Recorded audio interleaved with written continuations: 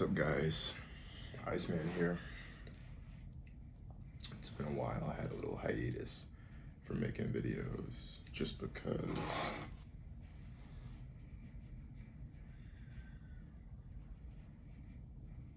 as a matter of fact, the topic of this video is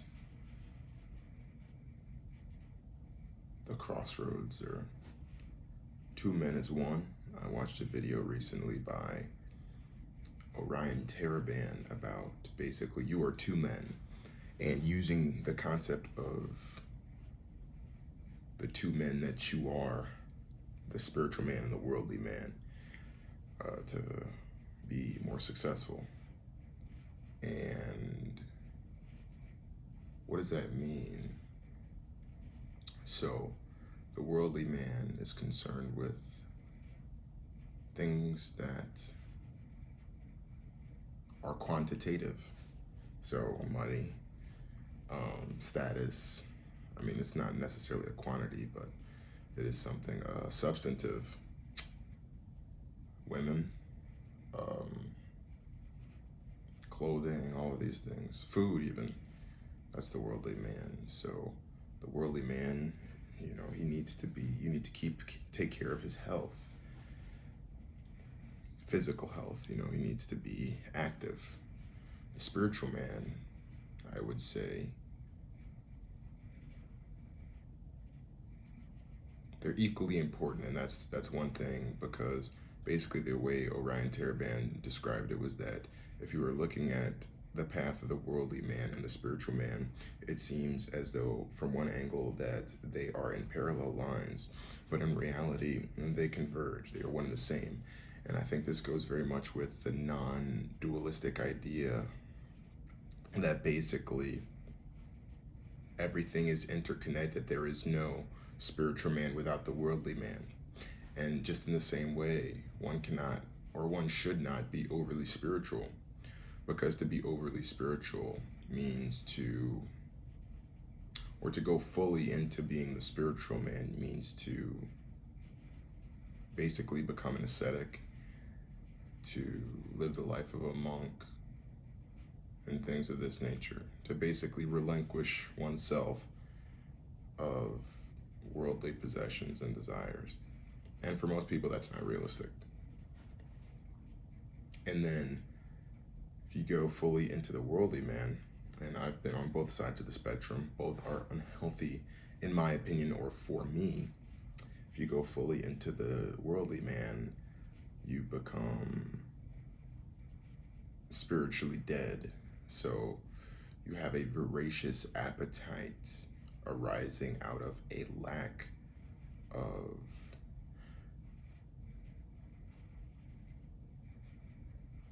spiritual gravitas, or spiritual grounding within the man.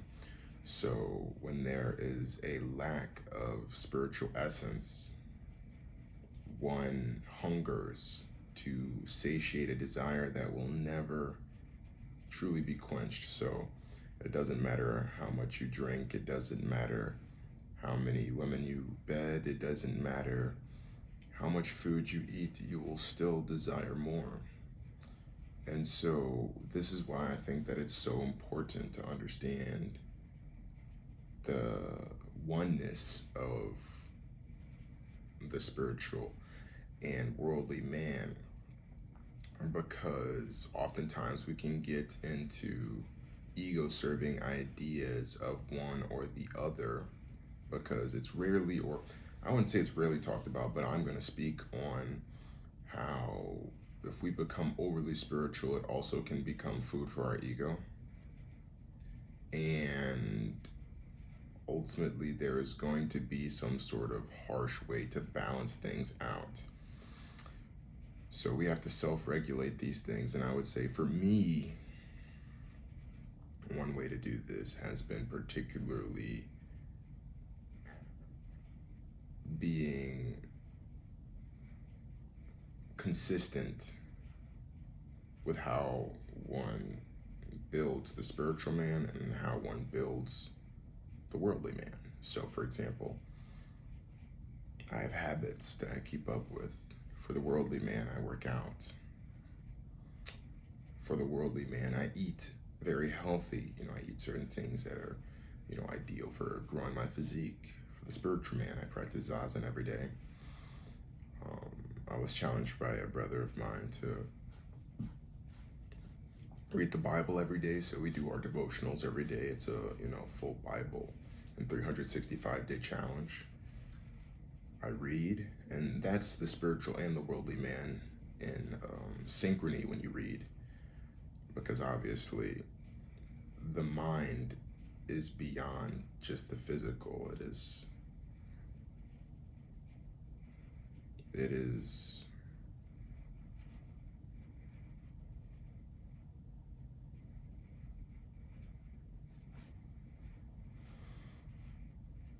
the mind is the interface between the physical and the spiritual.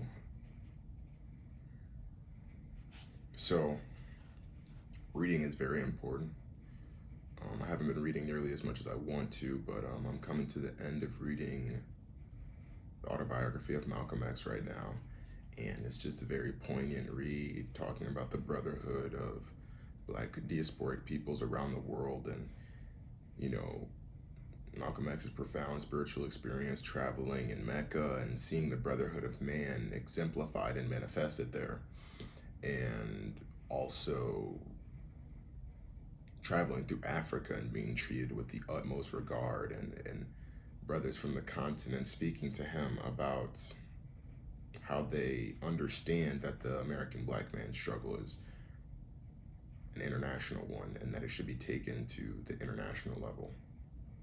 Resonates with my personal experience of going around the world and speaking to people in different countries and seeing their compassion for the situation of the American Black man. Very profound experiences. Now, I want to also say that we are in a time that is rather uncertain, maybe even absurd. I was watching the inauguration the other day, and I watched it for about 5 minutes, but I found what our president was saying to be rather facile, to be rather more concerned with rhetoric than logic, more concerned with grandiosity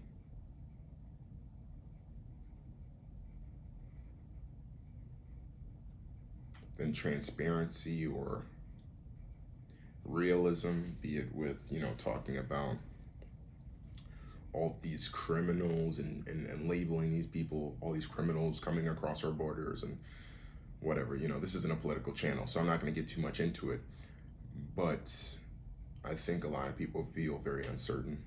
And, I know a lot of my brothers, my class is graduating this year.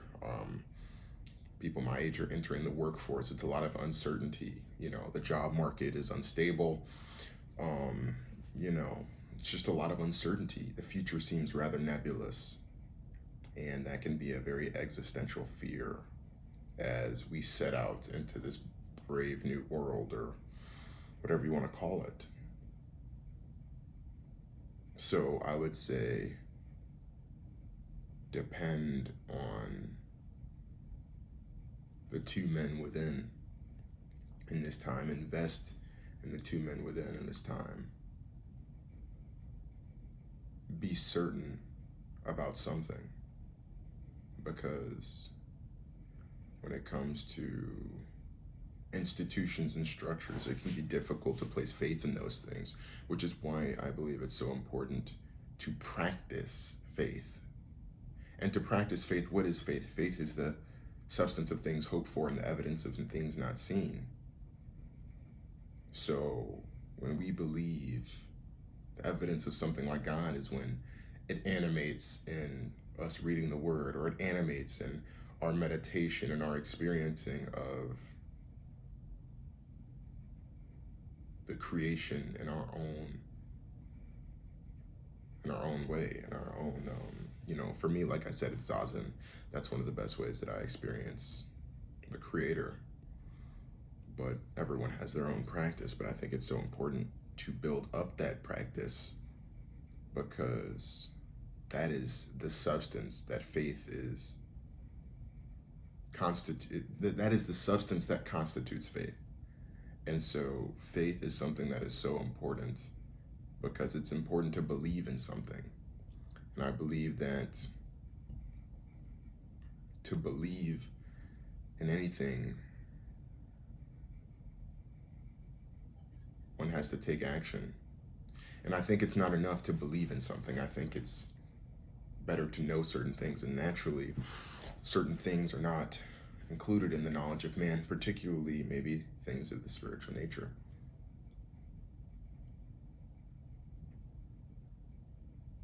But the line between knowing and unknowing is not always very clear. And I don't think there necessarily needs to be a line between knowing and unknowing, or knowledge and maybe not knowledge and ignorance, but knowledge and uncertainty. But I think both of those fall within the realm of experience. And when one experiences and practices, what brings them peace, or what connects them to the Creator, that is the most important thing. So, and one can know that they have taken effort, and they have again and again demonstrated their faith, and known their faith, and maybe even known their God through a consistent effort to experience the Creator, or whatever spiritual entity that is of interest. So today I kind of rambled a little bit, but my main point is to feed the spiritual and the worldly man. And when those become one is fully themselves, and things become a lot simpler, and there's a lot more poise and balance. Because going too far into one end tips the scales. A man that's living in the world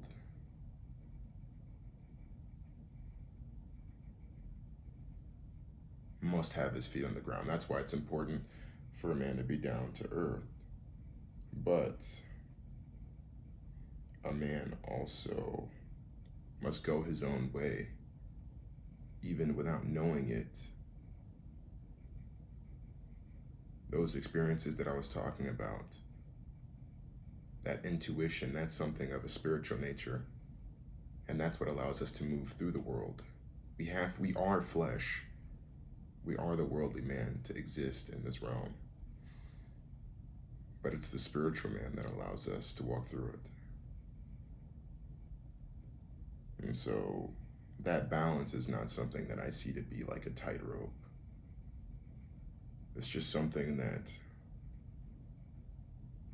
especially with meditation, one can begin to see more clearly as one begins to see themselves more clearly, and to see that every part of our experience is ultimately a part of ourself. Everything that we witness, everything that we experience is a part of ourself. And when that happens, we can begin to make peace with all aspects of humanity and all aspects of ourself. Hopefully this video was helpful. Also wanted to mention this book, The Undiscovered Self by Carl Jung. I'll be reading this book this year, along with a few other books. I'll be finishing Malcolm X probably before my next video. But The Undiscovered Self. And I find this to be a very profound and very timely book. It talks about the dilemma of the individual in modern society, a passionate plea for individual integrity. In the back of the book says, one of the world's greatest psychiatrists reveals how to embrace our own humanity and resist the pressures of an ever-changing world.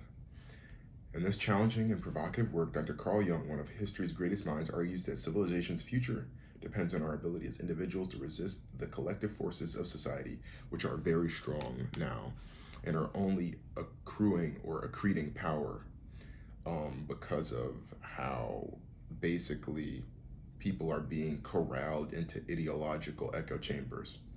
You've experienced this. This is even what YouTube is. This is what TikTok is. And you see how when those chambers or those bubbles are shattered, people freak out, like when TikTok shut down for a day. Anyway, only by gaining an awareness and understanding of one's unconscious mind and true inner nature, the undiscovered self. Now, how can we really experience the undiscovered self? Well, one thing I would say in practice that I've learned is by being with oneself, by observing oneself, and accepting and letting go of who we think we are, who we think we want to become, and not letting go entirely, as in these things aren't something that we look towards, but letting go in terms of not allowing it to define our peace.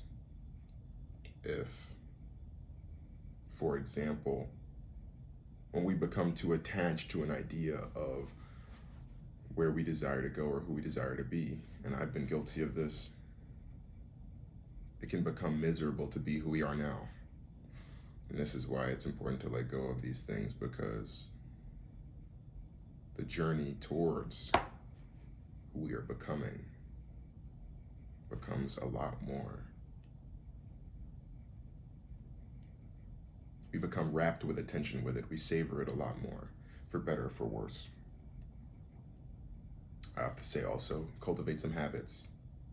Strengthen not only the physical man, because really anyone, a lot of men, or most men who are in self-improvement space, obviously are taking care of themselves physically, but cultivate a spiritual practice. Something that you know that you will do every day. It really helps. Can we as individuals acquire the self-knowledge that is antithetical to ideological fanaticism, which is what we are experiencing en masse in our country? But this requires that we face our fear of the duality of the human psyche, the existence of good and the capacity for evil in every individual. In this seminal book, Jung compellingly argues that only then can we begin to cope with the dangers posed by mass society, the sum total of individuals, and resist the potential threats posed by those in power. Now, this even goes to something a little more esoteric, like six transmutation. When we begin to confront these things within ourselves, that is when we can begin to go our own way and not be controlled by this so-called fanaticism, because this fanaticism serves a purpose for someone. We will not be able to see it, but this fanaticism serves a purpose for someone. Just like the misguided fanaticism of certain people who voted for Trump serves him, and it serves his cronies, and it serves these billionaires who are going to now be able to use this power in certain ways. So when we return to ourselves and accept ourselves and love ourselves with discipline, with consistency, it is these things that allow us to discover who we truly are and to regain our power as individuals, to choose our own way, to be set apart from the masses. That's all I have to say today. Stay frosty.